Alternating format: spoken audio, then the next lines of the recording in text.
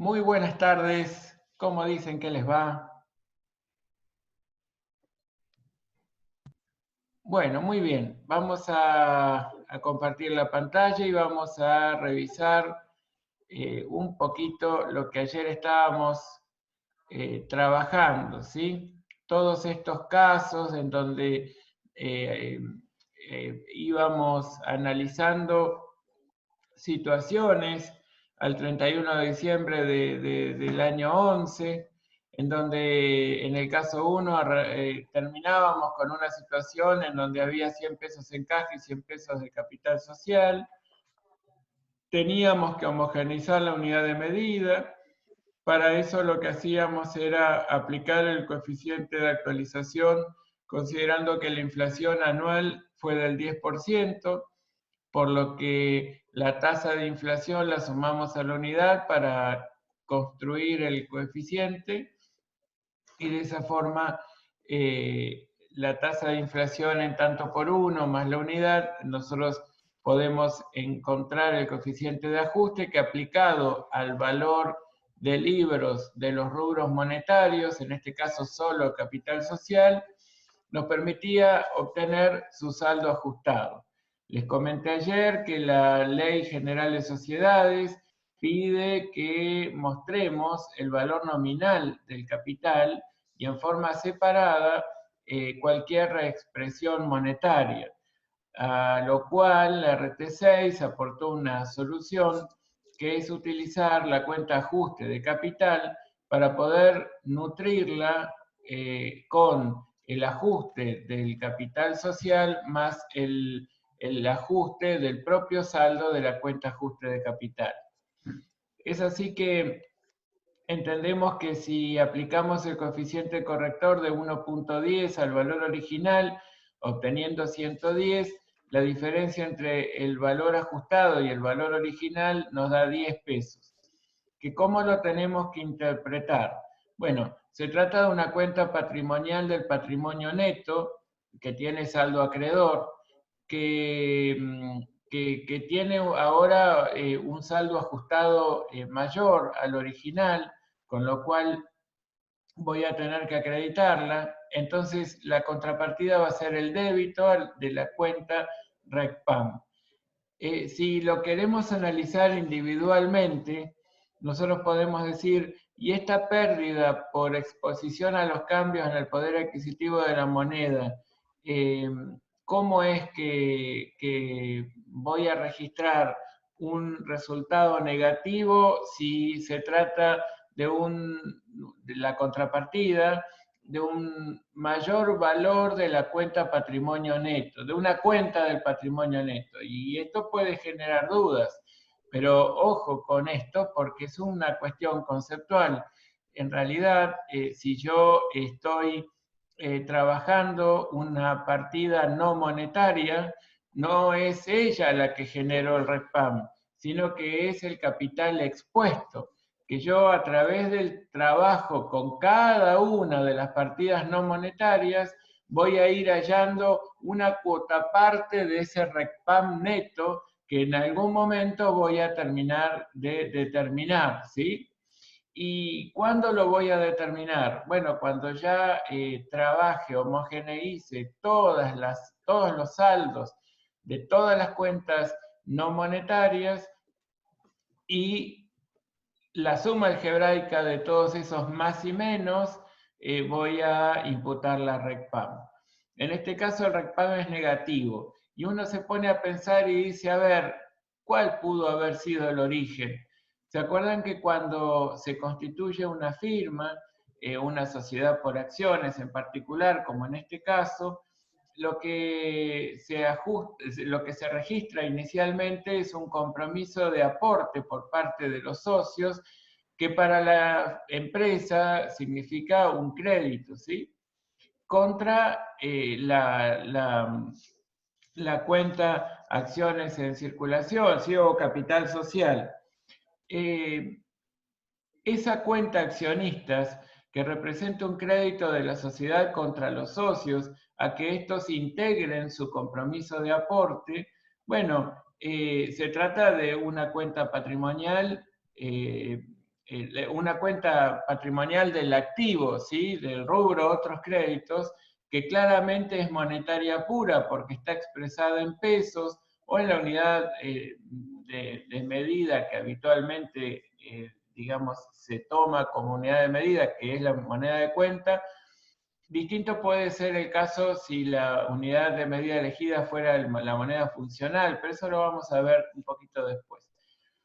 Imaginen que entonces es una cuenta patrimonial del activo del rubro otros créditos que no logra, no puede acompañar el curso de la inflación, que por lo tanto no es reexpresable porque ya está expresando moneda de poder adquisitivo de cierre y en consecuencia es la que genera el RECPAM.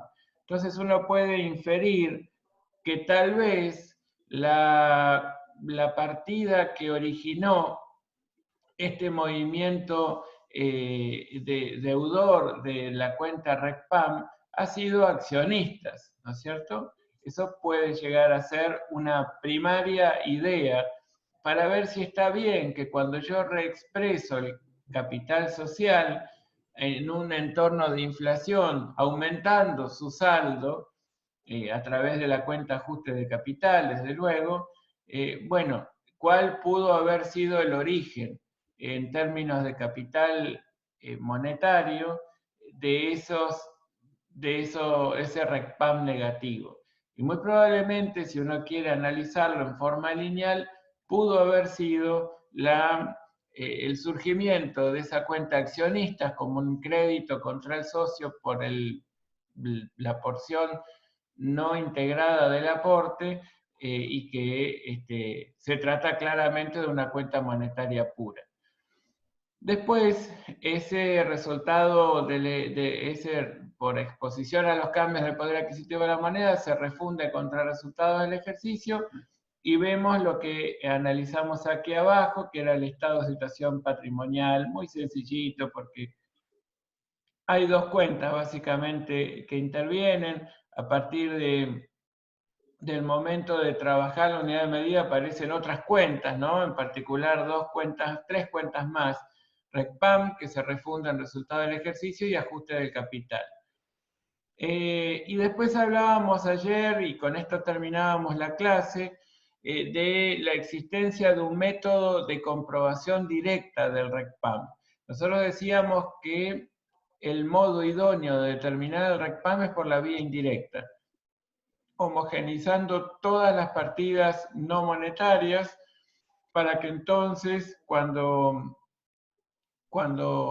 la sumo algebraicamente con las partidas monetarias puras, esa suma sea válida. Ahora, yo tengo una forma de comprobar ese valor del RECPAM de un modo más sencillo y más directo, que es tratar a todas las partidas monetarias como si fueran no monetarias y reexpresarlas, pero solo en términos de papel de trabajo. Ojo, esto no se convierte en un asiento contable, ni mucho menos.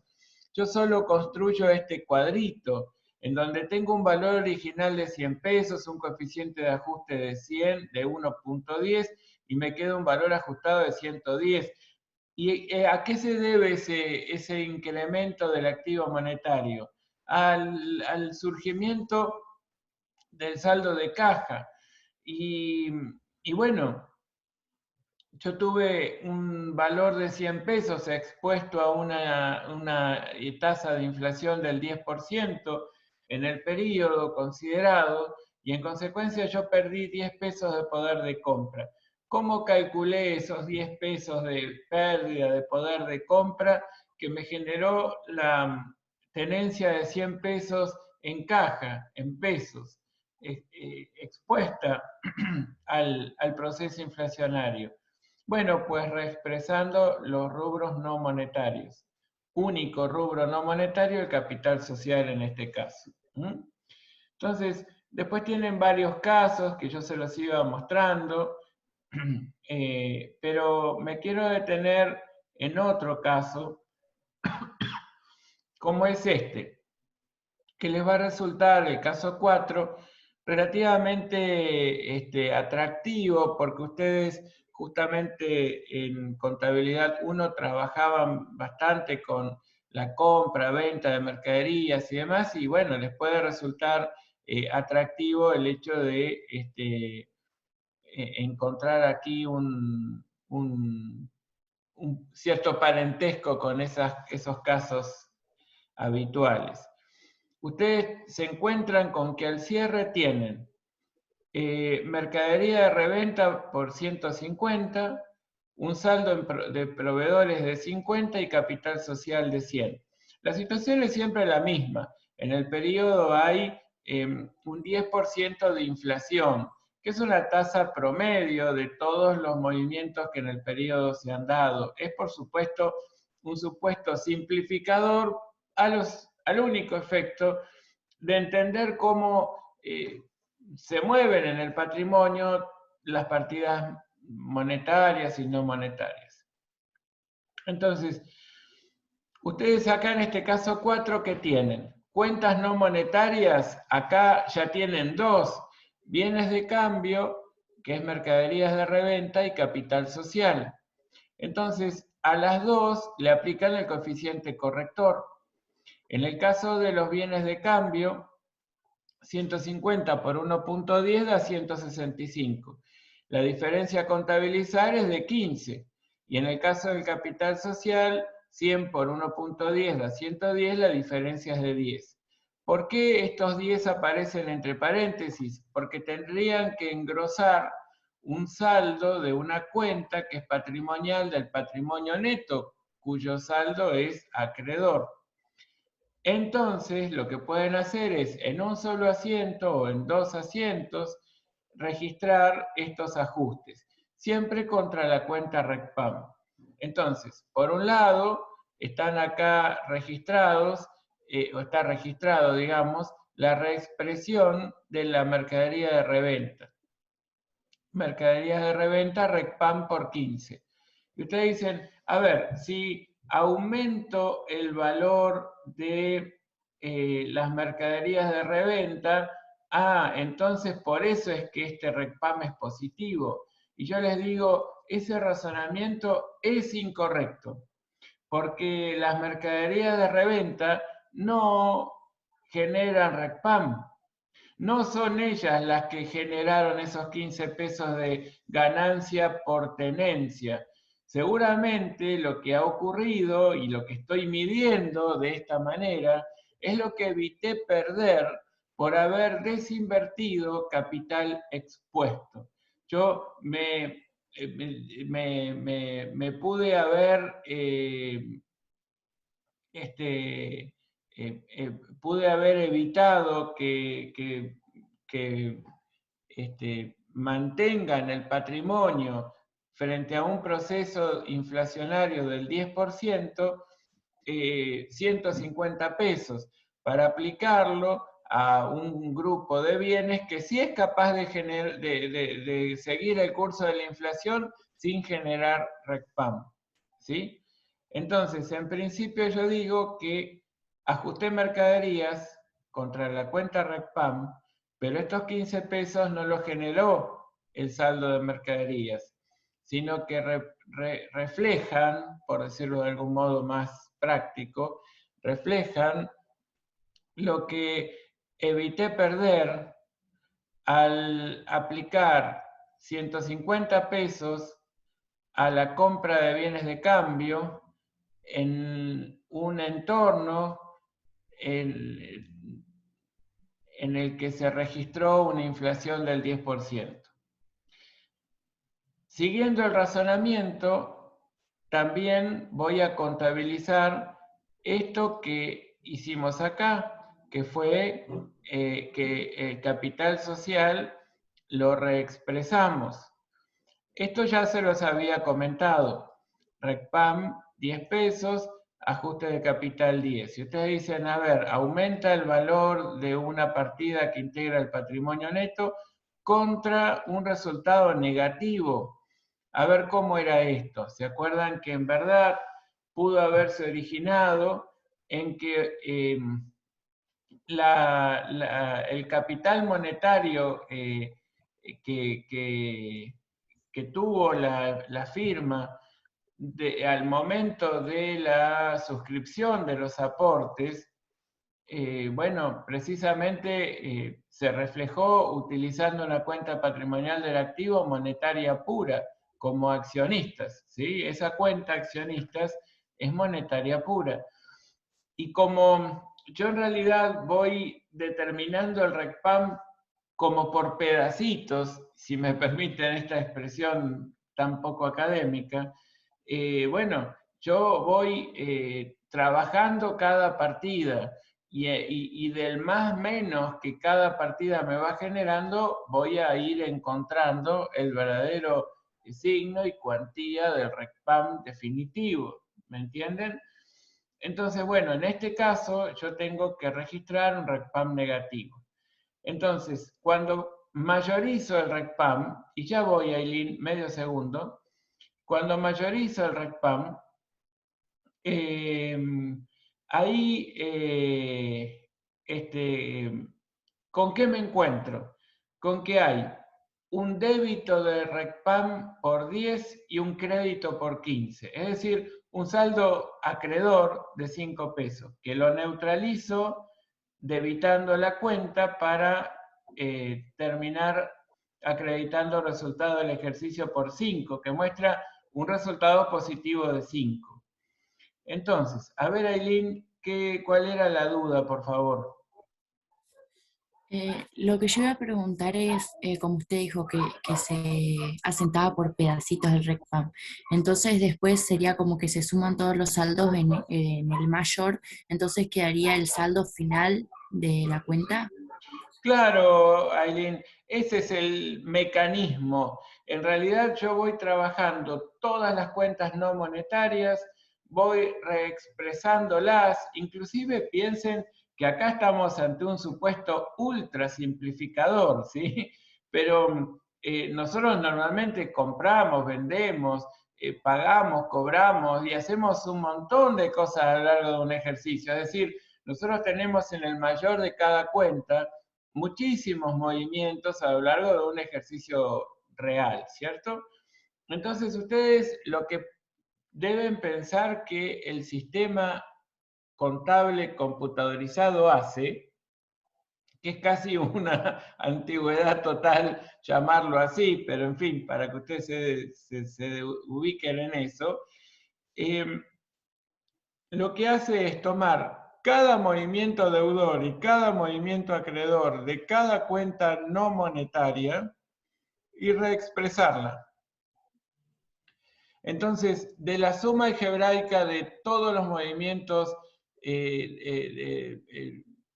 de cada cuenta y del RECPAM que se va determinando al reexpresar cada movimiento de cada una de las cuentas, bueno, yo voy a obtener el RECPAM definitivo.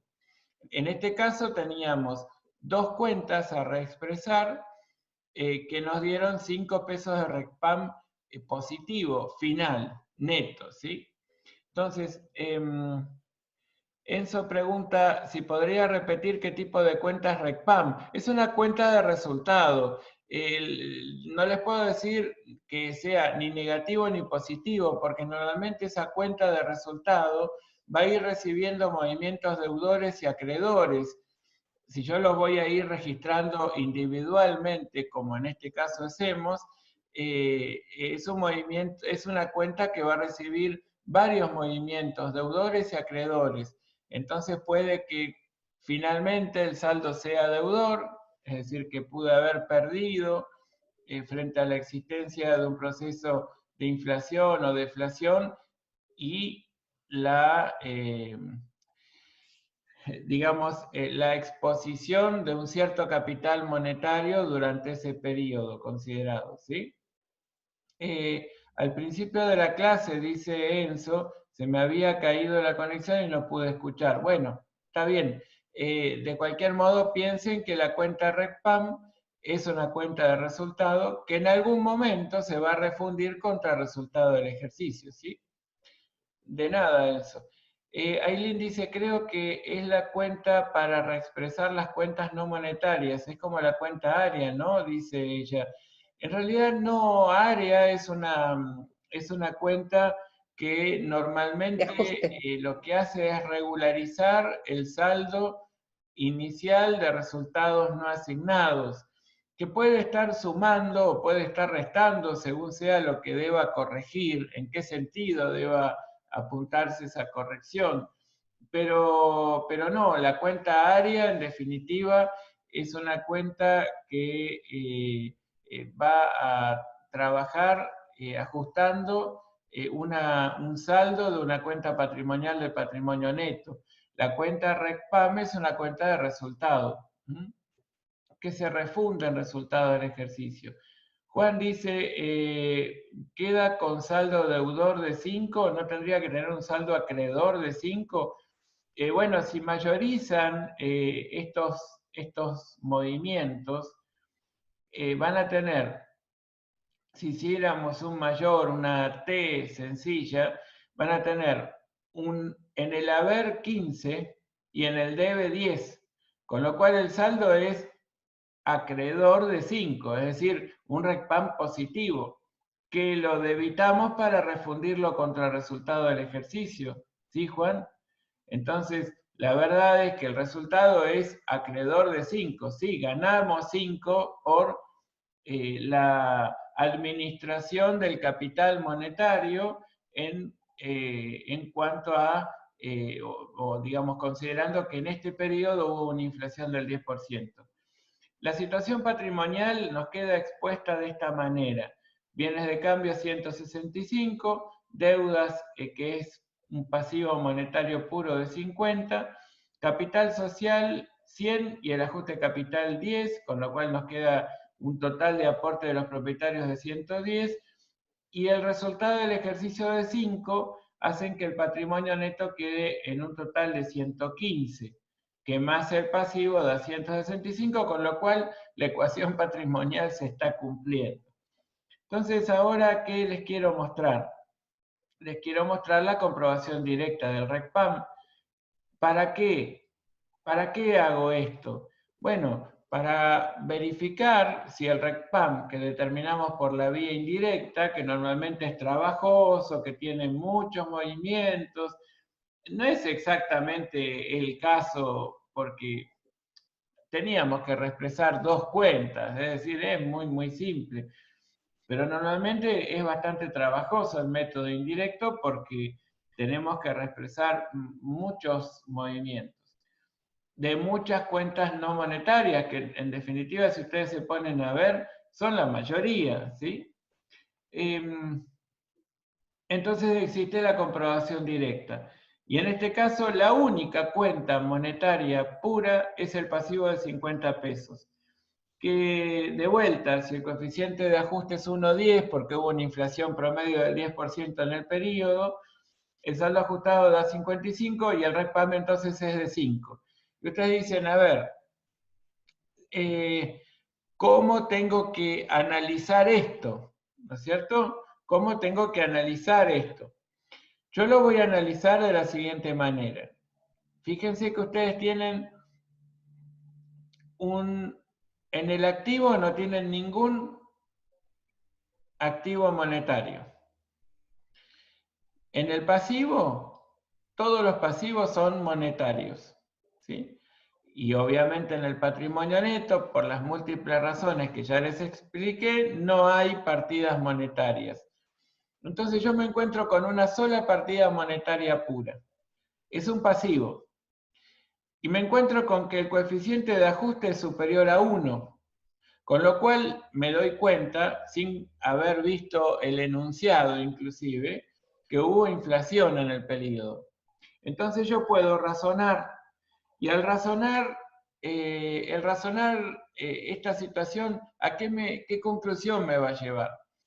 Yo voy a entender que si tuve un pasivo expuesto a un proceso inflacionario, esta variación neta que se encuentra aquí, que la identificamos como RECPAM 5 pesos, va a representar un resultado por exposición a los cambios en el poder adquisitivo de la moneda positivo. Es decir, es lo que yo gané en términos de poder de compra por la sola circunstancia de haber tomado un pasivo que no sea capaz de seguir el curso de la inflación y hubo un 10% de inflación en el periodo considerado. Entonces, yo tuve el buen tino de tomar financiación en términos nominales, que no era capaz por ninguna cláusula que podemos haber acordado acreedor y deudor, tomé una deuda monetaria pura. Si hubo inflación, que me doy cuenta que la hubo porque el coeficiente es superior a 1, es 1.10, claramente esa variación neta le puedo poner signo y no equivocarme. Esos 5 pesos representan un RECPAM positivo. Bueno, y así yo les dije que tenían otros casos que aquí se los estoy de algún modo mostrando para que ustedes cuando vean el video en definitiva puedan ir chequeando lo que ustedes van haciendo, pero sinceramente me gustaría que no hagan trampa, que ustedes los vayan trabajando cada caso para poder entender cómo en un caso simple ir homogeneizando la unidad de medida. ¿De acuerdo? Después tienen un trabajo práctico 7, que en este caso les estamos pidiendo determinar el RECPAM por el método directo, ¿sí? Aquí hay una situación también ultra sencilla, porque al inicio del periodo, que es el 1 de enero del año 1, se presenta una situación muy simple, que es que hay 1.000 pesos en caja en pesos, y hay acciones en circulación por 1.000 pesos, que durante el mes de julio se adquieren bienes de cambio por 600, que se vende en efectivo la totalidad de los bienes de cambio en diciembre en 1.200, con un costo de reposición de 600, y la empresa cierra ejercicio el 31 de diciembre de cada año y la inflación es la que aquí se muestra. Entonces, aquí tenemos de algún modo la determinación del RECPAM por la vía directa. Solo me voy a circunscribir a esto, ¿sí? Fíjense que en el mes de enero la firma nació. Y obviamente nació con un compromiso de aporte totalmente integrado en dinero efectivo, pesos, al mismo momento de haber nacido. Entonces tenemos al cierre, o a ese momento, mejor dicho, 1.000 pesos en caja y 1.000 pesos en acciones en circulación. Caja es una cuenta patrimonial del activo que es monetaria pura. Y acciones en circulación es una cuenta patrimonial del patrimonio neto que es claramente no monetaria. Bueno, de allí en más, ¿qué pasó? Pasó que en julio compraron bienes de cambio por 600 y lo pagaron en efectivo. Y que luego en diciembre vendieron todos los bienes de cambio en 1.200. Muy bien, entonces, ¿qué pasó en enero? En enero se incrementó el capital monetario en 1.000 pesos. Es decir, si ustedes quieren, este capital monetario lo pueden dividir en activos monetarios y pasivos monetarios, para que el capital monetario dé un neto, un valor neto de 1.000 pesos. En julio tienen una compra de un activo no monetario, que son las mercaderías, que la pagan en efectivo por 600 pesos. Es decir, que en términos del capital monetario hubo una variación neta negativa de 600, es decir, se fueron 600 pesos de la caja. Y eso es todo lo que pasó con el capital monetario durante el periodo julio. Y en diciembre se incrementó la caja en 1.200 porque vendieron las mercaderías y las cobraron en efectivo. Más allá de las registraciones que ahora no me importan, yo lo que tengo que hacer es ver un poco la dinámica de este cuadro. Que a propósito les pido que vayan a ver el video que hay en el canal de YouTube, en donde les explico precisamente esta duda frecuente acerca de cómo comprobar en forma directa el RECPAM. Les va a servir. La mecánica es la siguiente. Primero que nada, muestro las variaciones netas del capital monetario periodo tras periodo, sin tener en cuenta el saldo inicial ni el saldo final. Anoto los coeficientes correctores correspondientes a cada periodo mensual considerado. Aquí teníamos enero, julio y diciembre. En enero 1.4, 1.15 en julio y 1 en diciembre porque es el mes de cierre.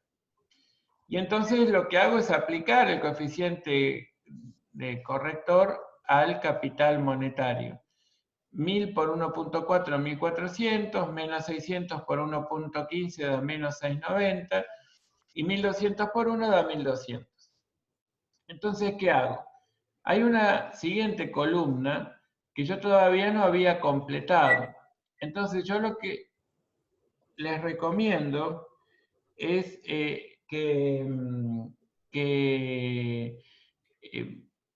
sumen algebraicamente toda la fila.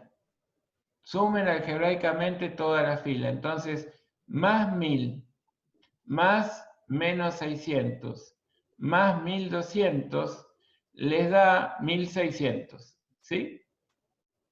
1000 más menos 600 da más 400, más 1200 da 1600.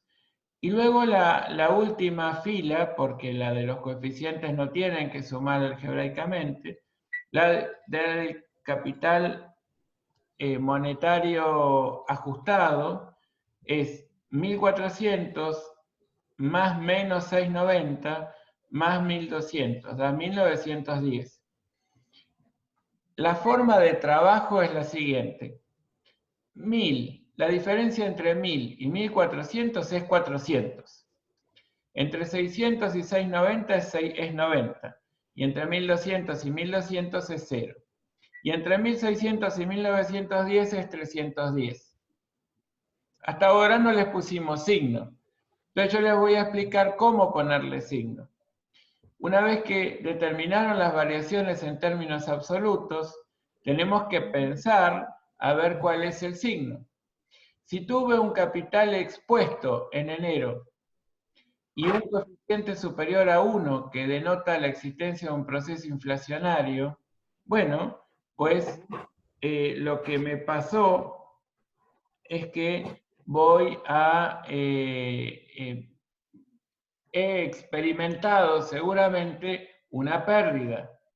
Yo tuve un capital expuesto a un proceso inflacionario, la diferencia determinada en términos absolutos es claramente un RECPAM negativo. Entonces le pongo o el signo menos o el paréntesis, como ustedes quieran. Ahora en julio me pasó al revés. En julio había desinvertido capital monetario. Entonces, ante un proceso inflacionario que me denota el coeficiente 1.15, pues los 90 pesos representan un RECPAM positivo. Yo al haber desinvertido capital expuesto ante un proceso inflacionario, claramente de algún modo recuperé poder de compra. Ahora en diciembre la diferencia es 0, es neutra, entonces no me tengo que preocupar por buscar el signo. Y aquí puedo analizarlo globalmente. 1600 es un capital monetario positivo. Y 1910 es también un capital monetario positivo y más grande. En consecuencia, lo que yo puedo decir es que la diferencia de 310, que ya la había determinado en términos absolutos, debo agregarle el signo menos, porque yo tuve un capital monetario expuesto, que por supuesto aún me doy cuenta que hubo un proceso inflacionario porque el capital ajustado es mayor al expuesto y ambos son positivos, y en consecuencia estos 310 representan un resultado negativo. Pero también puedo sumar algebraicamente la fila y darme cuenta que lo que acabo de elaborar es correcto. Si yo sumo algebraicamente menos 400 más 90, me va a dar exactamente menos 310. ¿Sí? De esa forma yo les comento que tienen que ir trabajando la comprobación para poder ir entendiendo qué es lo que fue ocurriendo en el periodo. ¿Sí? Muy bien. No sé si hasta acá tienen muchas dudas o no. Ustedes dirán. Profe, Sí, va a ser escucho. diferente, entonces va a ser diferente el valor del RECPAN a la hora de exponer el resultado del ejercicio, porque usted hizo, al principio hizo con valores, Está apagado el micrófono, Norma. ay, sí, le decía que al principio había hecho un ejemplo, y el resultado había sido un resultado negativo, en el primero. Ah, en el primero, sí. Ahí vamos a buscar el primero. Claro, y a la hora de exposición, entonces... Acá, en este caso, Norma. Claro, claro, porque ahí tenemos el resultado del ejercicio 10, 10 pesos no, en el que negativos. sigue, cuando teníamos 5 pesos. Ah, ese era el caso 4, que teníamos Claro, mercaderías. ahí está, sí. Y En acá ese que... caso, sí, porque después expuso ahí el estado de situación patrimonial, pero con las deudas, Claro, y acá. porque yo lo único que hice en el papel de trabajo que está aquí arriba fue Sí, trabajar todas las cuentas no monetarias para homogeneizar la unidad de medida. claro. Y al final, cuando termina lo que sigue, La comprobación. ahí la comprobación directa, con esa comprobación directa hacemos otra exposición, es diferente. O va a Claro, ser con esta comprobación directa lo que estamos haciendo es chequeando que el RECPAM de 5 pesos positivo que habíamos encontrado y determinado por la vía indirecta es correcto, y acá nos damos cuenta quién lo originó. Claramente, esos 5 pesos de está. ganancia por tenencia de capital monetario lo originó el pasivo monetario, porque justamente Entiendo. recuerden que son las partidas monetarias puras las que generan RECPAM. Está. Sí, sí, sí, ahora entiendo. Buenísimo. Gracias, profe. Al contrario, Norma, gracias a usted por preguntar. Bueno, entonces ahora sí dejaría de compartir esta pantalla para que vayamos de vuelta a un viejo conocido, que es el, el PowerPoint que ya les mandé también, que tiene que ver con el planteo general de modelos contables, ¿sí? Entonces, aquí lo que ustedes tienen es que cuando hablamos de modelos contables y hablamos de la necesidad de determinar un capital a mantener y de determinar una unidad de medida y un criterio de medición, encontramos o de alguna manera definimos un lenguaje para poder determinar y exponer la situación patrimonial, económica y financiera de cierta entidad emisora. Cuando hablamos de criterios de medición, y a mí en este caso, ya que vamos a dedicarnos un ratito a hablar sobre ellos, me gustaría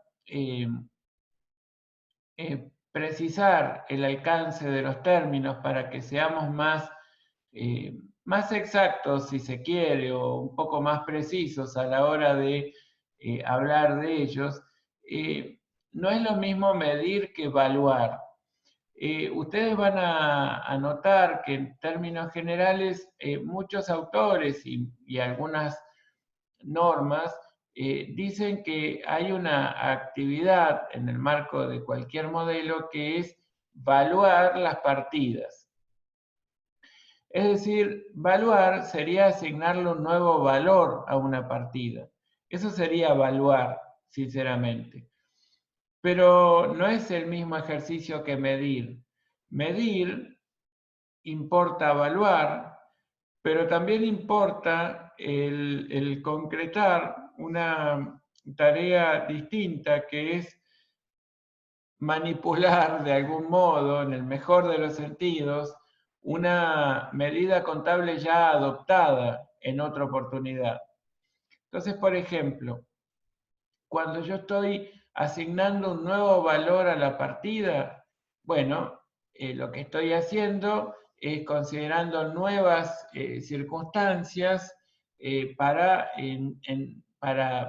cuantificar la riqueza poseída, por ejemplo, en términos de bienes de cambio tipo A.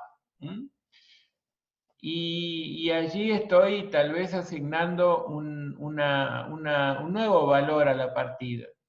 Pero si yo estoy trabajando con una maquinaria que la estoy midiendo a valores históricos, es decir, a los valores de ingreso al patrimonio, reflejando el costo en el que he debido incurrir para disponer de ese bien listo para el uso, y voy a netear de ese costo la porción del costo consumido, a través de la cuenta de depreciaciones acumuladas, y muestro el neto, es decir, la porción del costo capaz de generarnos un ingreso o un flujo positivo de fondos en el patrimonio, derivado seguramente de su uso y eventualmente de su disposición al fin de la vida útil económica. Yo no estoy asignando un nuevo valor. Es decir, que cuando mido, estoy hablando de un ejercicio mucho más amplio del que supone asignar un nuevo valor a la partida, es decir, valuar. Dicha esta precisión conceptual que me gustaría que adoptemos juntos, tengo que rebobinar un poquito lo que hablamos en la primera clase de modelos contables en relación a los criterios de medición. ¿Por qué es importante acordar cómo vamos a medir las partidas? ¿Y qué partidas, en todo caso, son susceptibles de aplicarles un criterio de medición? Las partidas que se pueden o que son susceptibles de aplicar un criterio de medición son las que integran el activo, las que integran el pasivo y las que integran los resultados, o las que se identifican como cuentas de resultado. ¿Por qué no podemos decir que apliquemos un criterio de medición al patrimonio neto?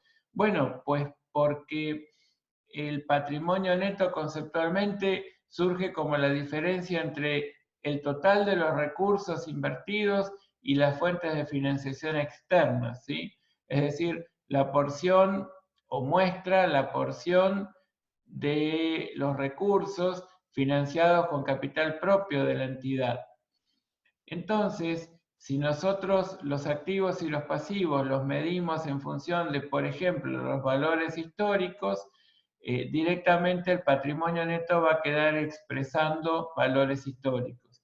Y si lo hacemos a valores corrientes, el patrimonio neto va a quedar expresando valores corrientes netos, ¿sí? Bien, esta sería un poco digamos, la primaria la observación que les tengo que hacer sobre el particular. Y yo les dije en aquel momento que nosotros, al aplicar un criterio de medición, podíamos hacerlo desde la óptica del mercado, desde la óptica de la entidad.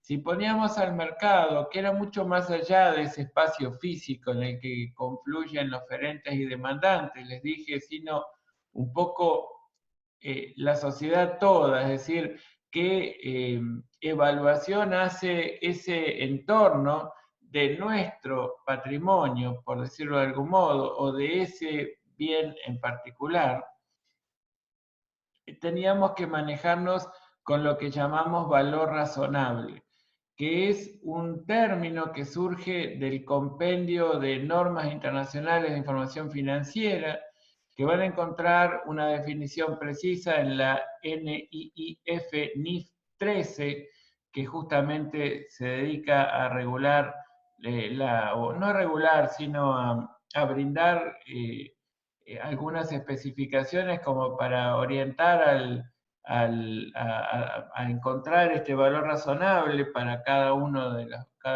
partidas, y que nos dice que se trata de un valor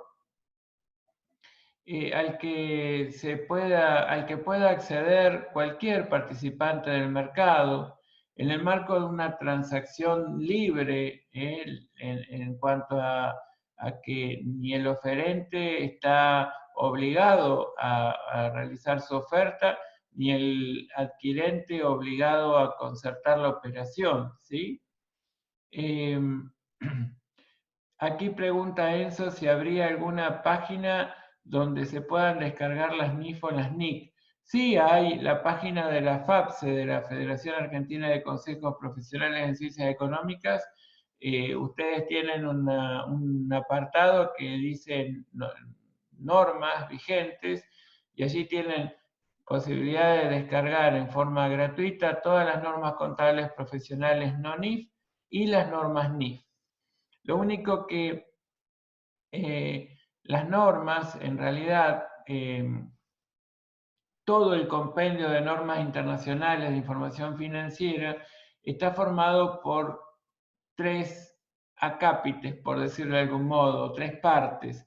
La parte A, la parte B, la parte C, y entonces por ahí ustedes tienen, por un lado, lo que es el texto correspondiente al estándar en sí, a la norma NIF X, ¿no? Número tal. Después tienen una parte B que tiene que ver con los fundamentos de las conclusiones, y una parte adicional que habla sobre cómo es que se fueron decidiendo, bueno, se fueron tomando las decisiones que el comité tomó para definir el estándar, pero también brindando ejemplificaciones, ¿no? Y eso lo torna mucho más comprensible. Entonces uno, cuando dice todas las NIF, dice, bueno, la parte A es la parte normativa, por decir normativa entre comillas, ¿sí? Porque yo ya les comenté que las NIF no son normas reglamentaristas, no son normas en sí, como se entiende el alcance de la palabra norma en Argentina, sino que son estándares que se basan en principios y no en reglas, ¿sí? Por eso es que norma es el resultado de una traducción al español, pero en verdad son estándares, ¿sí? Y les digo, la parte A tiene esa porción, es la parte que en realidad es el estándar en sí. Y después tiene la parte B y la parte C que les amplían los conocimientos sobre cómo es que se llegó a determinar ese texto y a aprobar ese texto y cómo se aplica en forma práctica. Ahora, yo les voy a subir al aula virtual el texto en español, ¿sí?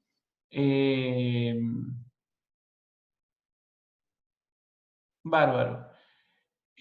Bueno, y volviendo a la definición, Matías dice si sería el precio que se recibe por la venta de un activo. Sí, en realidad que se recibe por la venta de un activo, la cancelación de un pasivo, pero a mí me gusta aclararles a esta altura que todavía nos permitimos no ser tan precisos, para que tengan una idea.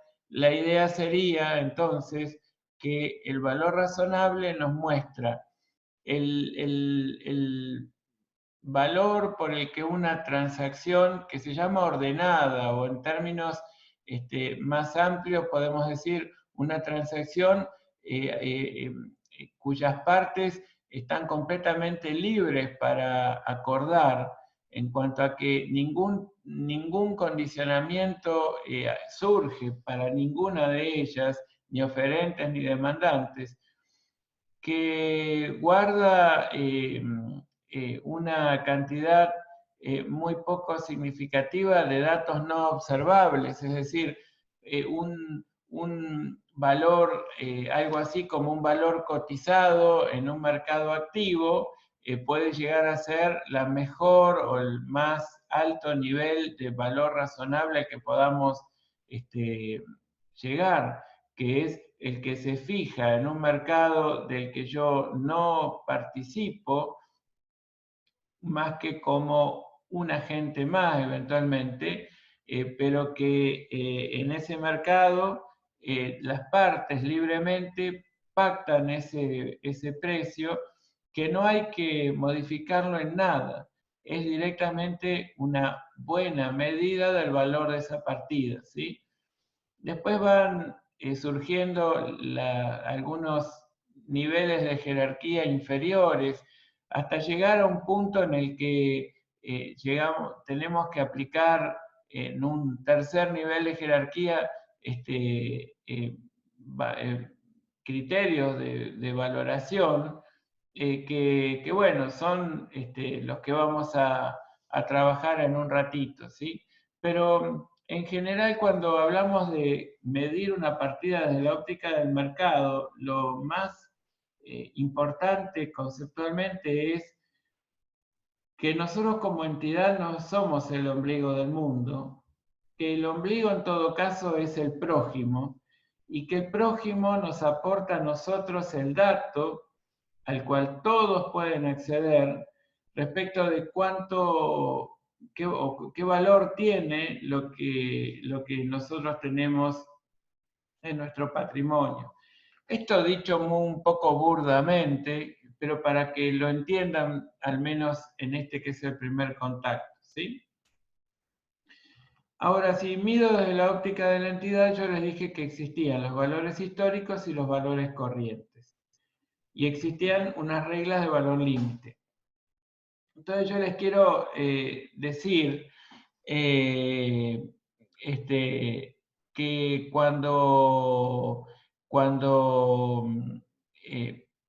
trabajamos desde la óptica de la entidad, en donde la entidad sí es el ombligo del mundo, yo puedo decir que una buena medida de la riqueza poseída en términos patrimoniales y de los resultados obtenidos es la que muestra los valores contabilizados hasta allí, y que yo no tengo que hacer nada más, y que eventualmente podría chequear o debería chequear si es que se ha producido alguna desvalorización, pero no más que eso, ¿sí? Entonces, ¿cómo voy a trabajar con los valores históricos? Bueno, simplemente voy a decir que el valor de libros, el valor que muestra el mayor de cada cuenta, es el valor al cierre.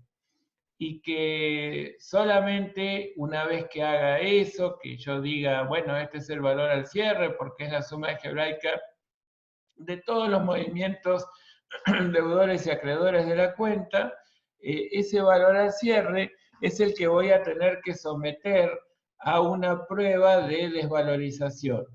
Esa prueba de desvalorización, en definitiva, es la regla de valor límite, que para el caso de los valores históricos, como muestro aquí, lo lleva a que ese valor neto lo comparen con el valor de mercado en términos de reingreso al patrimonio y elijan el menor.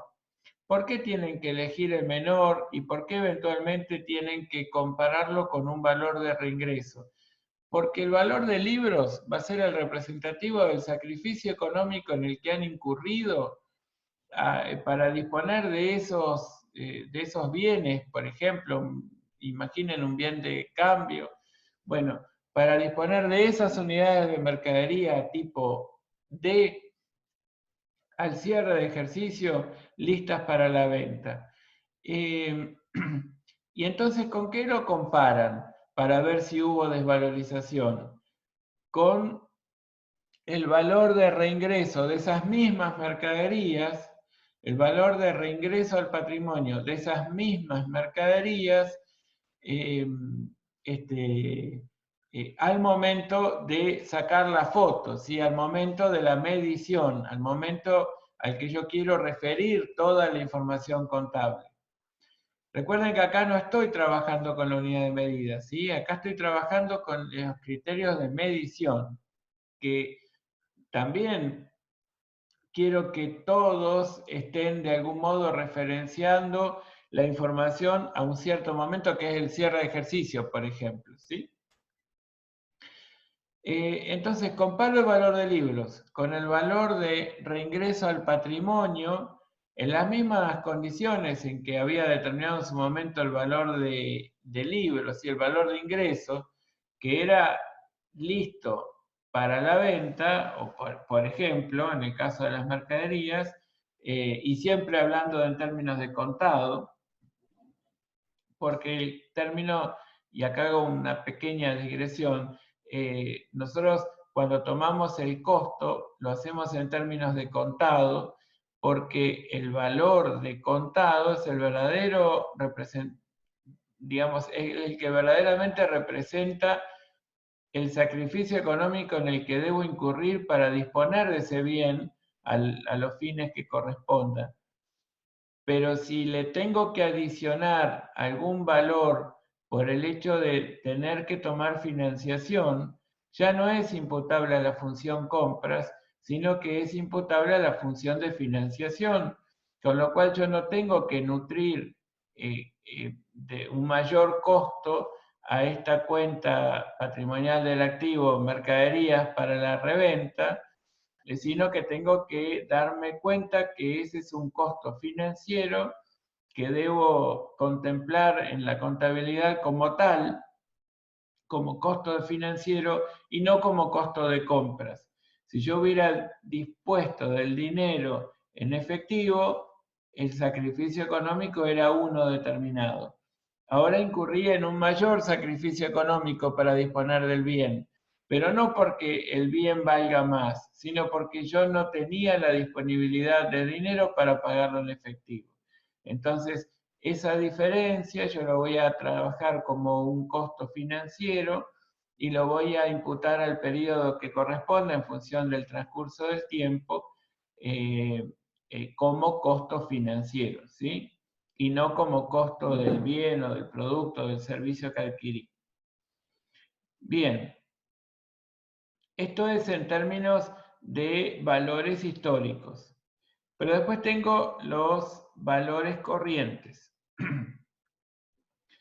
Como sinónimo de valores corrientes, ustedes pueden denominarlo valores de mercado. Y como alternativas de valores de mercado, ustedes pueden identificar dos: valores de mercado de ingreso y valores de mercado de salida.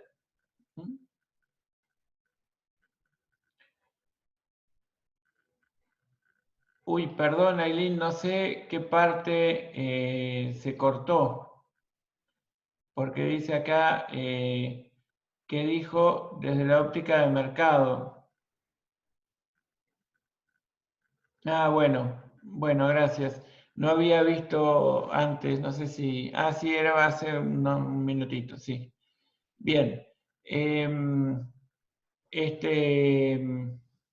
Les decía que cuando hablamos de valores corrientes, tenemos dos tipos de valores corrientes o valores de mercado. Un valor de ingreso, valor de mercado de ingreso, un valor corriente de entrada, por decirlo más precisamente, y un valor corriente de salida. Los valores corrientes de entrada, ¿cuáles son? Y bueno, conceptualmente lo identificamos como un costo de reposición. Y desde el punto de vista práctico, decimos que el costo de reposición va a ser el costo de recompra para el caso de bienes adquiribles, o bien el costo de reproducción para bienes elaborados por la propia entidad.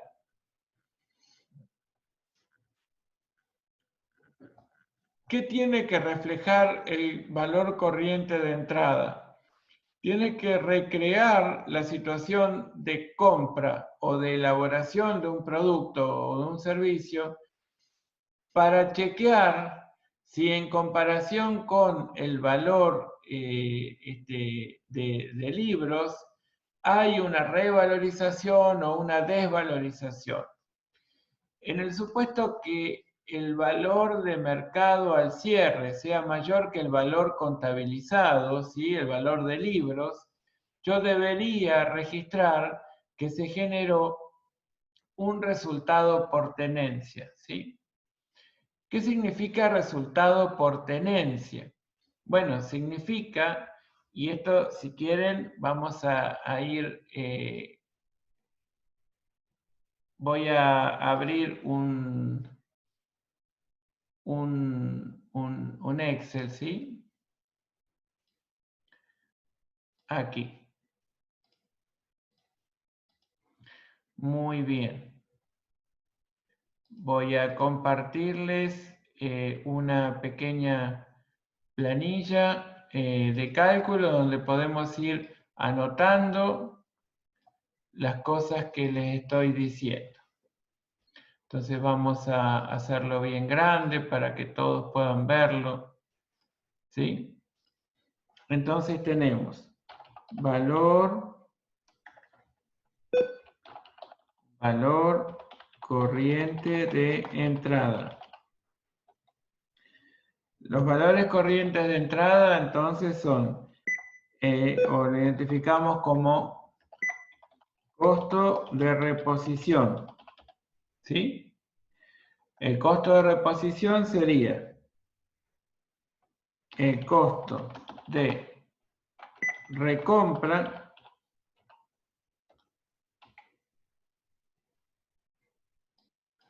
o el costo de reproducción, ¿sí? Este es digamos, el esquema. Entonces, yo lo que recreo es lo que sería la estructura de costos, el conjunto de los sacrificios económicos en el que debo incurrir al momento del cierre, para volver a tener en el patrimonio un bien o un servicio en las condiciones en las que se encuentra el que yo tengo en el patrimonio a ese momento. Del mismo modo, cuando hablamos de costo de reproducción, es el costo de reposición aplicable a los bienes que elaboramos dentro de la firma. Entonces, ¿qué me voy a fijar? ¿Cómo voy a construir este costo de reproducción? Bueno, tal como determiné mi valor de ingreso al patrimonio de un bien que elaboré, yo sumo todos los costos directos e indirectos que deba considerar, más todo el resto de los costos necesarios que requiere la partida en consideración para poder disponer de ella en el patrimonio. Y este es un valor corriente. Este es un valor corriente de entrada, ¿sí? Es un valor corriente de entrada. Muy bien. Pero también hay valores corrientes de salida, ¿sí? Un valor corriente de salida, a ver, esto es como si se escribiera en el pizarrón, ¿sí? Un valor corriente de salida, yo digo que es por ejemplo, un valor neto de realización. Por ejemplo, yo no quiero ahora generarles más problemas, ¿sí? Pero este valor neto de realización es igual al valor de venta neto de los gastos directos de comercialización. ¿Sí? Entonces, si ustedes tienen que el valor neto de realización es igual al valor de venta neto de los gastos directos de comercialización, ustedes tendrían que preocuparse por buscar un valor de venta del producto al momento en que están midiendo y el conjunto de los gastos directos de comercialización en términos del mercado al momento en que están midiendo. ¿Y cuáles pueden ser ejemplos de gastos directos de comercialización? Comisiones, fletes, algún tipo de impuestos, tasas o contribuciones que no sean de algún modo recuperables o trasladables, ¿sí? Entonces, ustedes dicen, bueno, un valor neto de realización me va a dar una idea, conceptualmente, ¿no? Una idea de cuál es el conjunto de recursos de los que me podría hacer si decidiera la venta al momento de la medición, que es el momento en que saco la foto acerca de la situación patrimonial, económica y financiera de la entidad. Entonces se dan cuenta que no es lo mismo medir a valores corrientes de entrada que a valores corrientes de salida, ¿sí? Aquí entrada lo voy a también anotar en mayúscula. No es lo mismo anotar el valor corriente de entrada que anotar el valor corriente de salida como medida del valor o la riqueza poseída en términos de cierto activo, por ejemplo. Pero les decía que ustedes van a tener un valor de libros. El valor de libros, supongamos que es de 1000.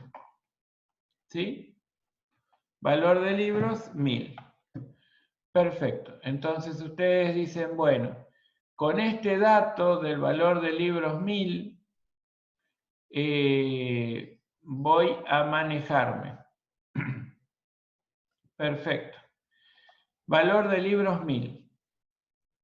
Supongamos que se trata de alguna partida que integra el activo que tiene determinadas características. Por ejemplo, que no resultan fácilmente comercializables, ¿sí? Que no es posible encontrar en el mercado de un modo accesible y a su vez que esa accesibilidad sea igualitaria para todos, de un valor de venta, ¿sí? Entonces, si estoy ante esa circunstancia de una partida respecto de la cual no encuentro fácilmente un valor de venta, realmente la comercialización de ese bien no es sencillo, ¿sí? Yo, por ejemplo, en principio les puedo decir, el rodado de una entidad, de alguna manera uno puede decir, bueno, yo puedo darme una idea de cuál es el valor de venta, porque puedo acceder a la InfoAuto, que es una publicación de algún modo en la que uno puede llegar a encontrar un valor de referencia, que por supuesto se modifica sustancialmente por las condiciones del vehículo, por el acceso al mercado local que pueda tener, la consideración que pueda tener inclusive el propio vendedor sobre la calidad de los productos que normalmente ofrece, en fin. Ustedes pueden decir, bueno, ahí puede haber una referencia. Ahora, ¿es fácil salir a vender un rodado? Yo digo, quiero venderlo y hay un montón de personas que tienen ganas de comprarlo al precio más o menos conocido por todos, y no es tan así. La verdad es que no se trata de un bien tan fácilmente comercializable. Ahora, si yo tengo un título público, yo tengo una acción, es decir, tengo un título de deuda del Estado o tengo una acción de una empresa X, tengo una acción de Aluar, por ejemplo. Yo digo, bueno, la quiero vender, ni un problema. Hay un mercado bursátil al que puedo acceder a través de algún agente de bolsa y puedo vender en el mismo día al precio en el que ese día se está cotizando, es decir, al precio fijado por puja entre oferta y demanda de ese tipo de títulos valores, y me llame Enzo o me llame Cintia, bueno, pues yo voy a poder vender esa acción a ese valor. Entonces ahí podemos distinguir que existen distintos tipos de partidas en el patrimonio. Entonces, yo les voy a proponer lo siguiente. Vamos por lo que más fácil pueden llegar a ver respecto de lo que les pueda resultar un poco más de dificultad. Si tengo un valor de libros de 1000 y tengo en comparación un costo de recompra, de 1120, si tengo un costo de recompra de 1120, y se trata de bienes, vamos a suponer que son bienes no fácilmente comercializables, ¿sí? Esto es algo muy artesanal, ¿sí? Pero supongamos que se trata de bienes que no sean fácilmente comercializables, ¿sí? Entonces, si el costo de recompra es 1100, si se trata de bienes no fácilmente comercializables, yo voy a tener que medirlos a un valor corriente de entrada, ¿sí? Ese valor corriente de entrada será el costo de recompra, si es que son bienes adquiribles, o aquí les voy a anotar,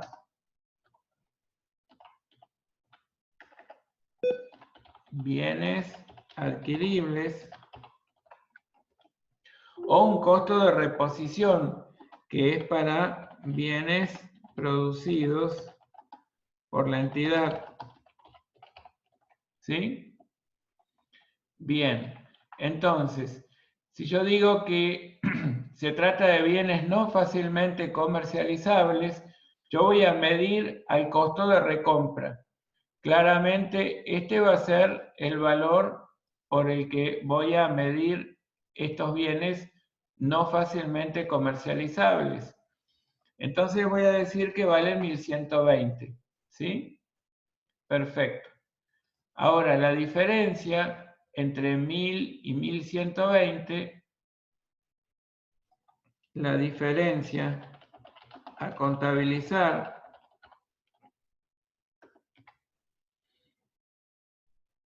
es de 120, ¿sí? ¿Y por qué? Bueno, ¿qué hice yo?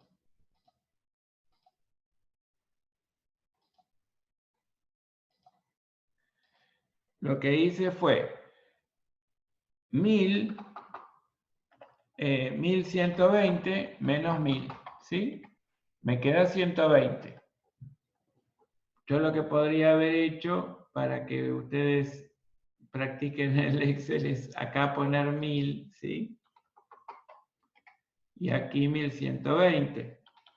Esto que parece una cosa, una verdad de perogrullo, saben que ustedes esto no siempre lo practican.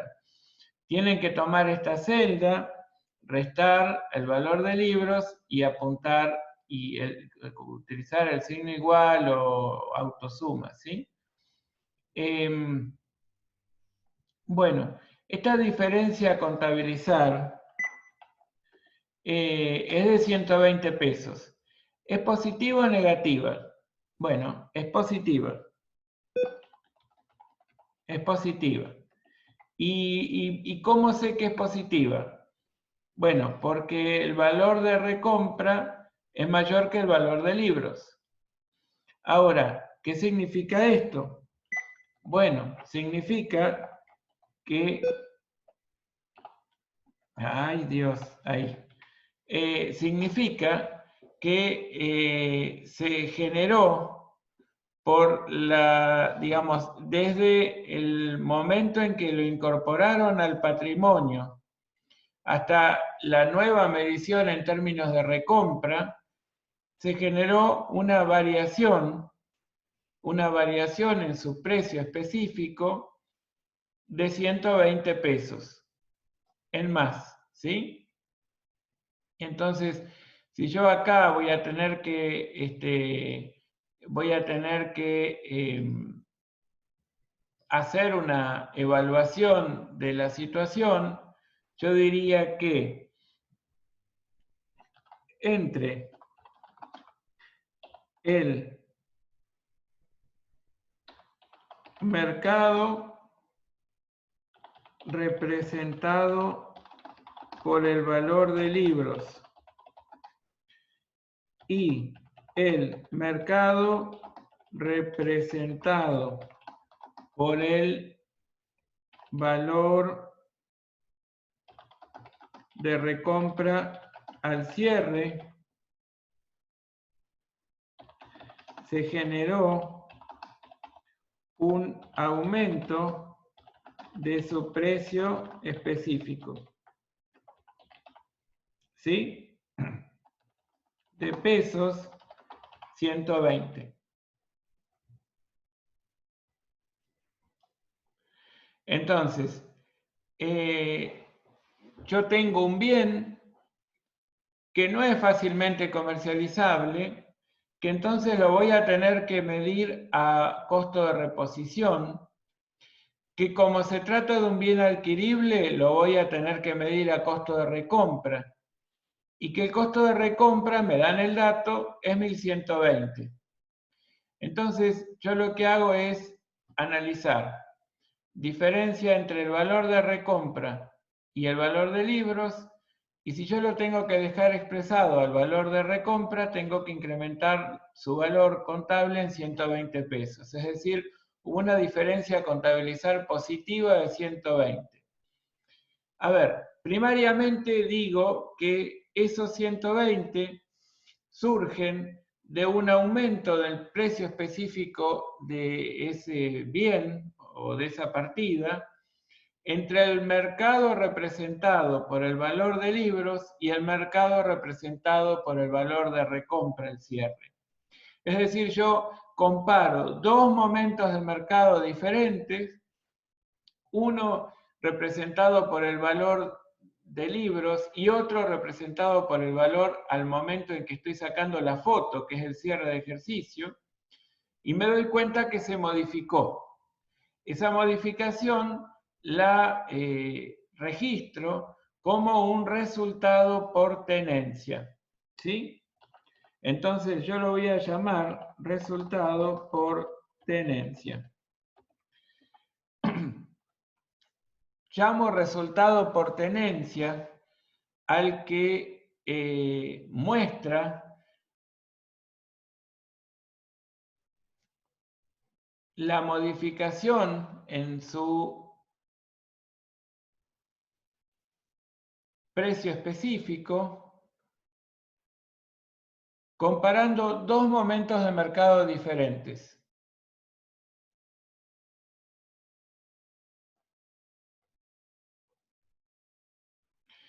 Perfecto.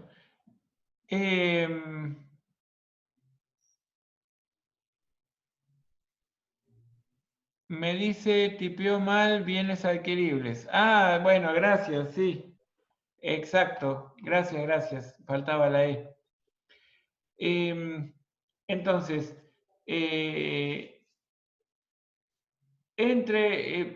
quiero que me comprendan que acá hay un nuevo término que se llama resultado por tenencia, ¿sí? Es un nuevo término, que es este resultado, 120 pesos es el resultado por tenencia. Ah, no, perdón, rojo no, verde, ¿sí? Vamos a ponerlo en negrita o en azul, así se nota mejor. Ese resultado por tenencia es de 120 pesos positivo, ¿sí? Esa diferencia a contabilizar que habíamos dicho en principio es positiva, ahora ya sabemos que lo llamamos resultado por tenencia, que muestra una evolución en el precio específico de los bienes o de las partidas, ¿sí? Vamos a decir que muestra una evolución en el precio específico de la partida en cuestión.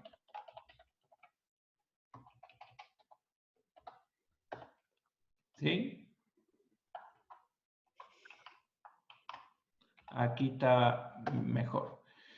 Entonces el resultado por tenencia muestra una evolución en el precio específico de la partida en cuestión. Muy bien.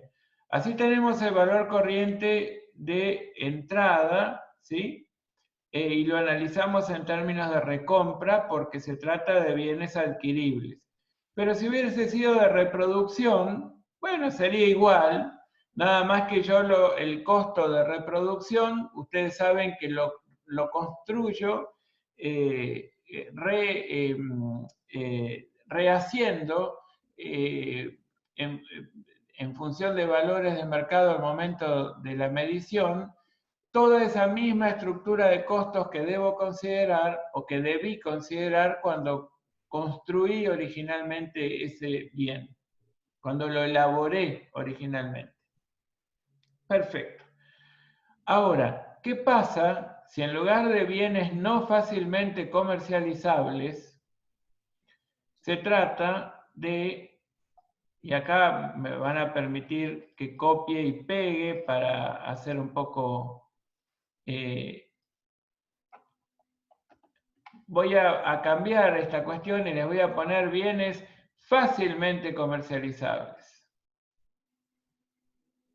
A ver, acá.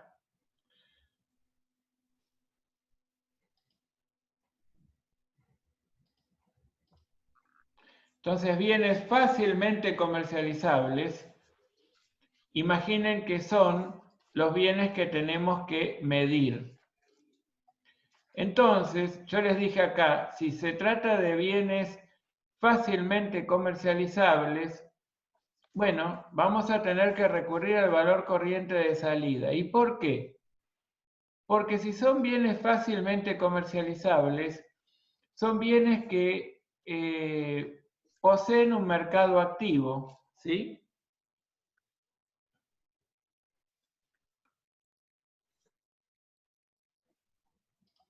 Permítanme que aquí les voy a anotar. Poseen un mercado activo.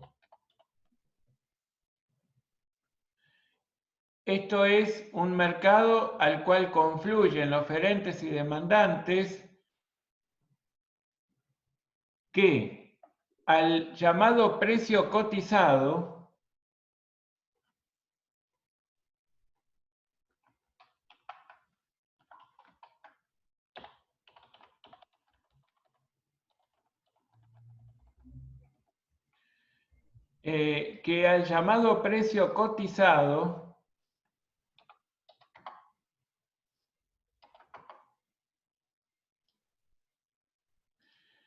pueden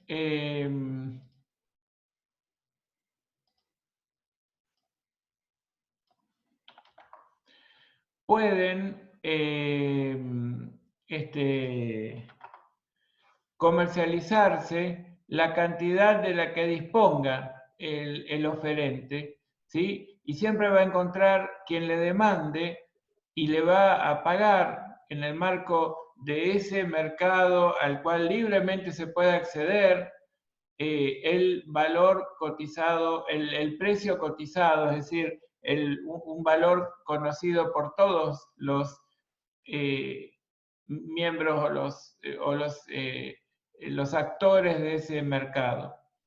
Entonces, un bien fácilmente comercializable es aquel que tiene un precio cotizado en un mercado activo. Y se dice que además los bienes tienen una característica, ¿sí?, que los definen como bienes fungibles, ¿sí?, con G y B larga. ¿Por qué? Porque son bienes que tienen características que tornan posible intercambiar las unidades que son de igual especie, ¿sí? Y no tienen entonces una individualidad propia. Son bienes que se pueden intercambiar entre sí y todas van a tener el mismo precio cotizado en ese mercado activo. Entonces, considerando las características de estos bienes, nosotros tenemos que decir que si el valor de libros es de 1000, nosotros vamos a tener que manejarnos con lo que sería el valor corriente de salida, ¿cierto? Que nosotros lo llamábamos valor neto de realización. Entonces, en este caso, vamos a decir que el valor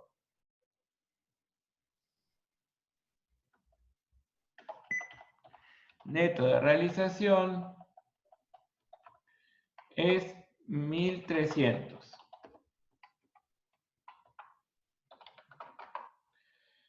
Entonces, si ese es el valor neto de realización, entonces la diferencia a contabilizar es de 300, porque yo lo que hago con F2, ustedes saben cuál es la fórmula que habíamos aplicado, y ustedes dicen, bueno, yo a D24, que es el valor corriente al cierre, en términos de valor corriente de salida, le resto el valor de libros, que es lo que estaba en la celda D22. Bueno, eso me da 300 pesos. Y es una diferencia a contabilizar positiva. Bien, entonces, ¿cómo voy a reconocer esto? También como un resultado por tenencia, por una evolución en el precio específico de la partida en cuestión. Pero entre el mercado representado por el valor de libros y el mercado representado por el valor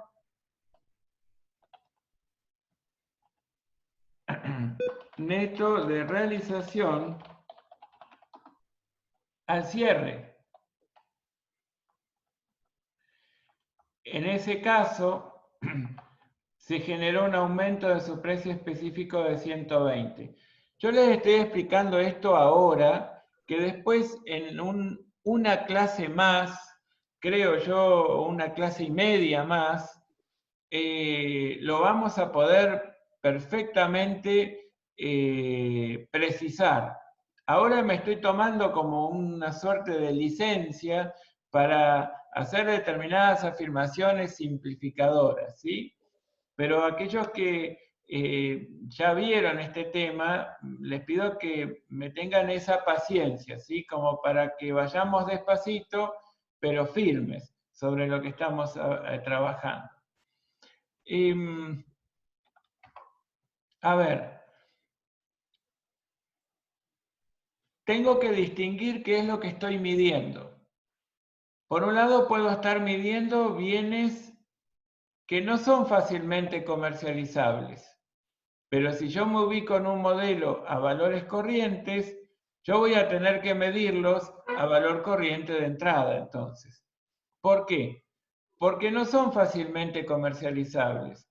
Porque demanda esfuerzo su comercialización.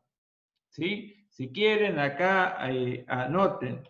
Su comercialización demanda esfuerzo. ¿Sí?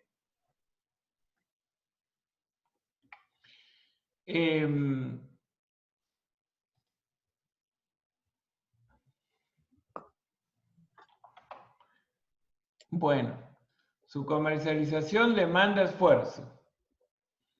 Por eso se dice que los bienes no son fácilmente comercializables. Al medirlo a valor corriente de entrada, en términos de recompra, porque se trata de bienes adquiribles,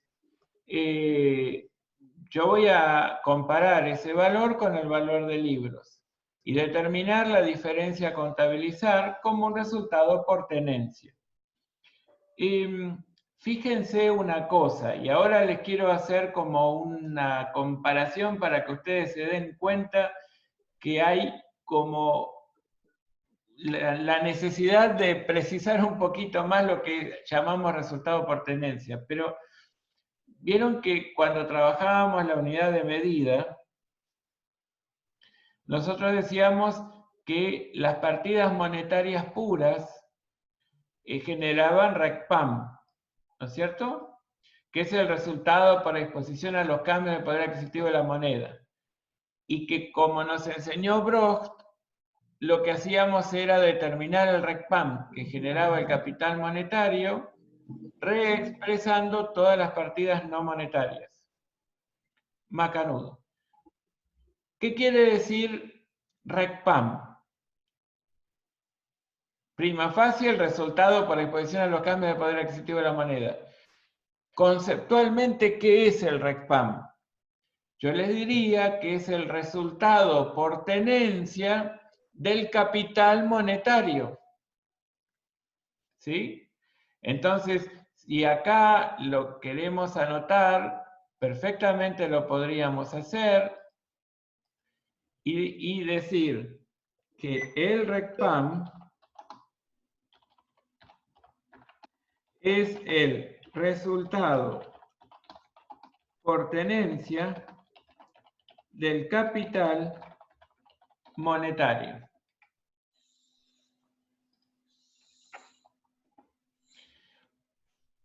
Este resultado por tenencia de capital monetario, ¿sí? Este concepto nos amplía un poquito más el panorama en términos del alcance de la definición de resultado por tenencia. Es decir que, si trabajo la unidad de medida, me doy cuenta que hay un resultado por tenencia del capital monetario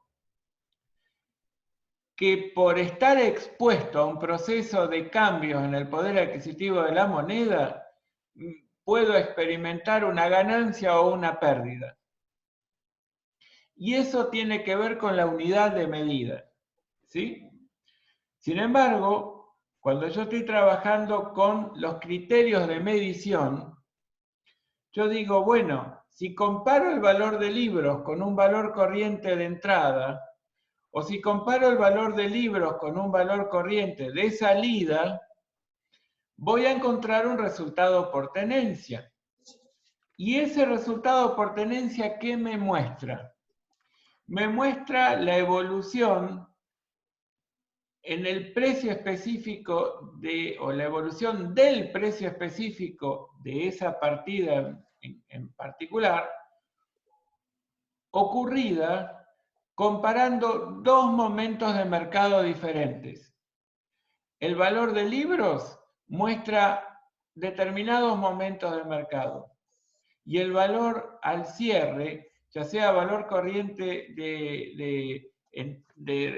digamos, de entrada por recompra o reproducción, me muestra el valor de mercado al momento del cierre en términos de su reingreso al patrimonio. Entonces compara dos momentos de mercado. Fíjense en el caso del valor corriente de salida. Tiene una particularidad adicional este resultado por tenencia que hasta acá nos decimos, bueno, llamémoslo igual. Yo estoy comparando un valor de ingreso al patrimonio, un valor, no sé si se escucha, ¿se escucha? Porque tuve acá que me aparecieron unos cartelitos. Ah, bueno, gracias. Se escucha bien. Gracias. Sí, profe. Sí. Gracias. Les decía, cuando yo tengo, en el caso de medir una partida a valor corriente de salida, tengo que comparar, o estoy comparando, un valor de mercado de un cierto momento anterior al actual, con un valor de venta, al momento del cierre. Y eso es resultado por tenencia. Eso es la evolución en el precio específico de la partida en cuestión. ¿Y por qué? ¿Por qué yo algunas partidas las mido a valor corriente de entrada y otras a valor corriente de salida? ¿Saben por qué? Porque cuando yo estoy trabajando con bienes fácilmente comercializables, con bienes que tienen un precio cotizado en un mercado activo, que son fungibles, cuyo mercado, le voy a anotar acá, su mercado es transparente. ¿Sí? Su mercado es transparente. Con la sola circunstancia de tenerlo, yo ya puedo considerar devengado el resultado que surge de comparar su valor neto de realización con su valor de libros. ¿Me entienden? Entonces, yo estoy habilitado por la circunstancia de cómo es el bien y cómo es el mercado del bien a entender devengado la diferencia entre el precio específico que surge de comparar el mercado en términos de salida del bien con respecto al valor contabilizado hasta allí. Ese también es un resultado por tenencia, claramente. Cuando trabajemos los modelos, que va a ser ahora en un par de clases, el miércoles ya estamos trabajando los modelos, Bueno, ahí vamos a ver que en realidad hay una necesidad de precisar un poquito más estas diferencias. Estos 120 pesos o estos 300 pesos, tal vez vamos a tener que agregarle algún aditamento como para, algún ingrediente más como para definirlos conceptualmente en forma un poco más precisa. Pero en principio quedémonos con esto, ¿sí? Yo comparo el valor del libro con el valor de venta neto de los gastos directos de comercialización y entiendo que estos 300 pesos ya están devengados, porque con la sola circunstancia de decir quiero vender, el mercado es capaz de absorber toda la cantidad de la que dispongo al precio cotizado, al precio conocido por todos los actores de ese mercado. Y esto es algo central. Yo también le quiero agregar aquí, y no más adelante, un aditamento muy importante que ustedes deben considerar a la hora de decidir cuál es el criterio de medición aplicable, y que es la intención de la entidad. Fíjense que yo puedo tener bienes que sean fácilmente comercializables, pero que yo decidí mantener en el patrimonio. Si yo tengo bienes fácilmente comercializables, pero que respecto a los cuales he tomado una decisión, que es mantenerlos en el patrimonio, aunque primariamente deba medirlos a valores corrientes de salida, es decir, al valor neto de realización, yo los voy a tener que medir a valor corriente de entrada. ¿Por qué? Porque aunque sea un bien fácilmente comercializable, la entidad decidió no aprovechar esa circunstancia de tener un precio cotizado en un mercado activo, de tener bienes fungibles en el marco de un mercado transparente. Yo esas circunstancias no las quiero aprovechar, yo necesito mantener los bienes en el patrimonio. Si esa es la realidad, nosotros tenemos que entender que hay una cualidad de la información contable a cumplir, que es la de esencialidad. Entonces, yo necesito darle preeminencia a la realidad económica por sobre las características de esta partida intrínseca, digamos, las características intrínsecas de la partida. Y yo cuando analizo el todo, me doy cuenta que aunque tengo un bien con mercado transparente, con precio cotizado en un mercado activo, yo lo voy a tener que medir a valores corrientes de entrada, ¿sí? Esta es una pequeña profundización a esta altura, que ya estamos más o menos planteando estos términos para que los vayan trabajando. Entonces, obviamente, en cualquiera de los dos casos, esta diferencia a contabilizar de 120 o esta diferencia a contabilizar de 300, debitaríamos el activo del que se trate, supónganse que se trata de una partida patrimonial del activo, y acreditaríamos resultado por tenencia. Si se tratase de un pasivo en especie, que yo tengo que medir de una u otra manera, bueno, el resultado por tenencia debería considerárselo en ambos casos negativos, ¿sí? Pero bueno, esto es aplicable a cualquier partida del patrimonio, y ahora vamos a ir, cuando trabajemos sobre todo el caso 9, que es un caso en donde vamos comparando los 6 modelos para entender cuál es la diferencia entre cada uno, bueno, ahí vamos a ir entendiendo un poco más la dinámica de resolución de estos casos. Por ahora estamos circunscribiéndonos a los conceptos, ¿sí? Hasta aquí, hasta aquí. Aquí Norma dice, faltaría cambiar los 300 en el último cuadro. Sí, perfecto. Gracias, Norma. Eso es muy cierto. Muy bien. Pero vieron que podemos armar un cuadrito muy fácil, como que nos da una idea bien prolija de cómo es la situación, y la verdad es que no echamos mano a la calculadora del celular ni nada que se le parezca, ¿sí? Y bueno, y podemos ir construyendo asientos y mayorizando y demás. Bueno.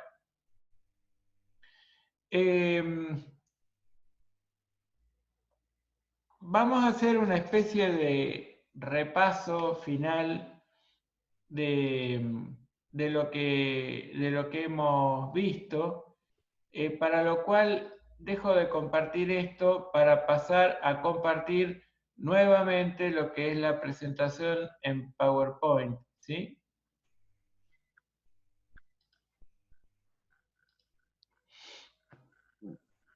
Y que decía que cuando elijo un criterio de medición, y lo hago desde la óptica de la entidad, en consecuencia mido a valores corrientes o a valores históricos según corresponda, tengo que respetar una regla de valor límite. Y que habíamos dicho, tanto cuando aplicamos valor recuperable desde la óptica del mercado, como cuando aplicamos valores corrientes desde la óptica de la entidad, el valor recuperable es siempre el techo de medición, el valor límite por encima del cual no debo dejar expresada la partida.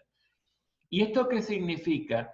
Y bueno, significa que primero yo aplico el criterio de medición, es decir, primero aplico valores corrientes de entrada, valores corrientes de salida, primero aplico valor recuperable, valor razonable, lo que corresponda, ¿sí? Por supuesto, ubicándome en este último caso de la óptica del mercado, o en el caso anterior, desde la óptica de la entidad, trabajando con valores corrientes, ¿sí? Pero una vez que ya apliqué el criterio de medición, digo, bueno, ahora me queda la última tarea en términos de medición, que es comparar con el valor límite. En el caso de los valores corrientes, el valor límite es el valor recuperable. Es decir, es la alternativa económica más rentable, la que yo quiero identificar. El valor recuperable se identifica como el mayor entre el valor de utilización económica y el valor neto de realización, pero conceptualmente representa la alternativa económica más rentable. ¿Qué es lo que se espera que el administrador haga con esas partidas? Naturalmente, quien administra una entidad tiene que buscar el mayor provecho de cada una de las partidas que integran el patrimonio. Y esta es una medida contable de esa óptima utilización que se puede hacer de esa partida.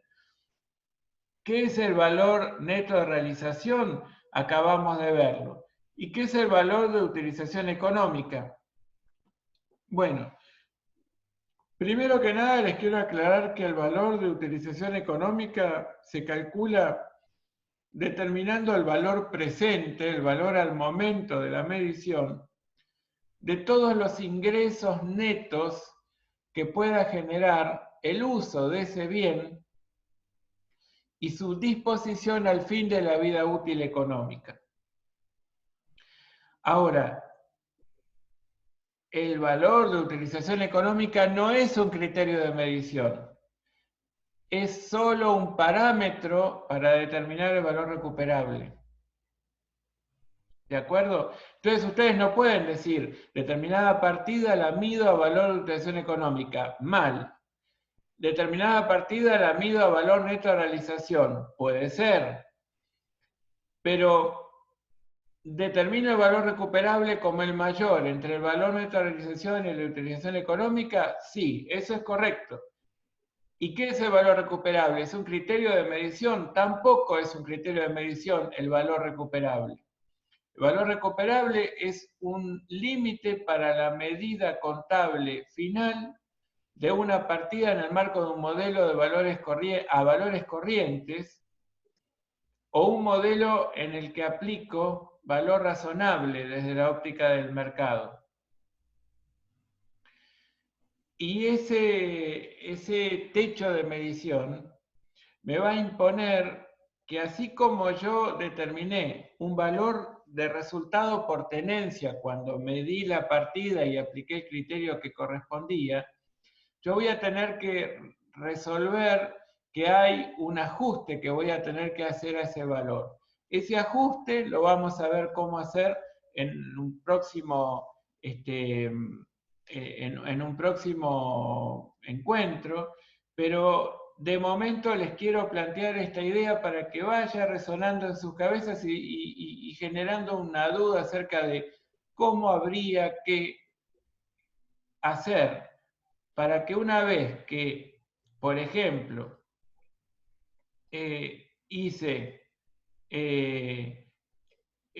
llevé el valor de libros de 1000 a 1120 y ya registré los 120 de incremento de, no sé, el rodado a contrarresultado por tenencia, como un resultado por tenencia positivo, yo digo, bueno, ya eso lo hice.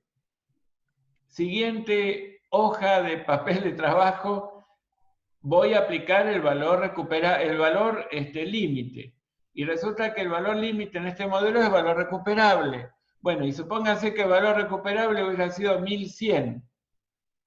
Entonces yo voy a tener que ajustar los 20. Entonces los 20 los voy a ajustar con alguna otra cuenta que nos ayude a registrar esa situación, pero que no necesariamente va a ser resultado por tenencia, ¿sí?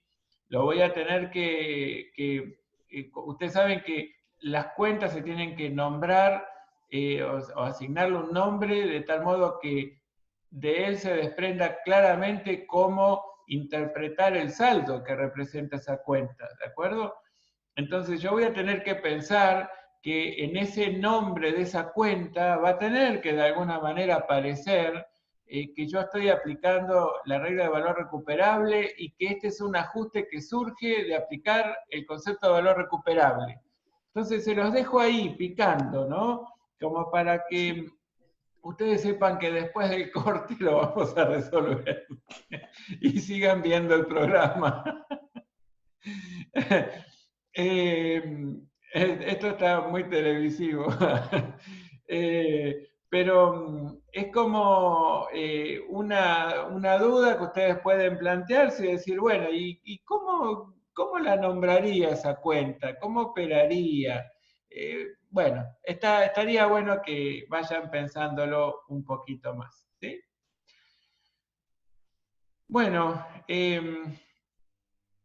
estudiantes queridos, yo la verdad es que por hoy no tendría mucho más para comentarles. La verdad es que es muy importante que vayan trabajando esto en sus apuntes, que vayan resolviendo todos los casos que vimos de la guía, porque son muchos. Les pido que me aguarden 2 minutos porque les quiero comentar algo importante en estos 3 minutos finales. La idea sería que nosotros mañana abordemos muy rápidamente lo que es el capital a mantener y comencemos a trabajar el caso 9 para que pongamos los pies sobre la tierra y veamos de qué va esto de resolver una situación considerando diferentes modelos contables, en particular los 6 que les presenté. La idea sería que en esta semana ya abordemos lo que sería el caso 9. Es un desafío grande, ¿sí? Porque es trabajar todos los modelos, pero quiero que para el fin de semana a ustedes les quede una idea bien clara sobre esto para que puedan avanzar sobre los casos que siguen. Desde el punto de vista del cronograma, nosotros tenemos mañana miércoles 17 y el jueves 18 que vamos a trabajar con esto. Y después vamos a tener un par más de clases sobre modelos contables. Yo este año fui como muy despacito, ¿sí? Muy despacito. Espero que esta estrategia dé mejores resultados en cuanto a que todos tengan la claridad conceptual necesaria. Mañana yo les voy a dejar en el aula virtual las soluciones de todos los casos que vimos hasta ahora, excepto la de del caso 9 en adelante, ¿sí? Desde el 1 hasta el 7 ustedes lo van a tener. ¿Con qué único fin? Con el único fin de que corroboren sus soluciones, pero no que las resuelvan copiándose de ellas, ¿sí? Porque si no, nos estamos engañando.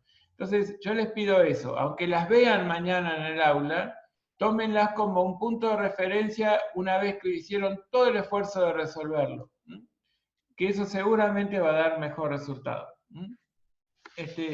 Bueno, no sé si tienen alguna pregunta o algo que comentar. Nada por ahora. Bueno. No, profe, a mí me quedó buscar entonces, si no, escuchar bien el audio para diferenciar lo de valor recuperable, porque ahí no encontré la teoría, por ejemplo acá, no tengo teoría. O sea, usted lo dijo, Claro, pero no tengo escrito. el concepto de valor recuperable. Bueno, sin ir más lejos, si ustedes acuden a la resolución técnica 17, ustedes tienen el concepto de valor recuperable. Sí. Entonces ahí les recomiendo que vayan a verlo y que vayan leyendo cómo se define el modelo contable en las normas contables profesionales NONIF, en la RT 16, la RT 17, ¿sí? Que allí van a tener referencias. Eso sería muy importante para cuando nosotros le digamos, bueno, aplique el modelo contable de las normas contables profesionales NONIF. Allí ustedes van a tener un híbrido, no va a ser ni el tradicional ajustado, ni el corriente sin ajuste, ni el corriente con ajuste. Ustedes van a tener una especie de conjunción de un par de modelos mínimamente. Entonces ahí estaría interesante que vayan viendo esa norma. Bueno. De acuerdo, Norma, gracias por la pregunta. Listo, gracias. Bueno, si nadie más tiene dudas o comentarios que hacer, dejaríamos aquí y mañana nos veríamos a las 14 con muchas ganas de terminar de analizar conceptualmente modelos contables y trabajar muy, muy fuertemente con el caso 9. Gracias, hasta mañana. Mañana. Hasta mañana.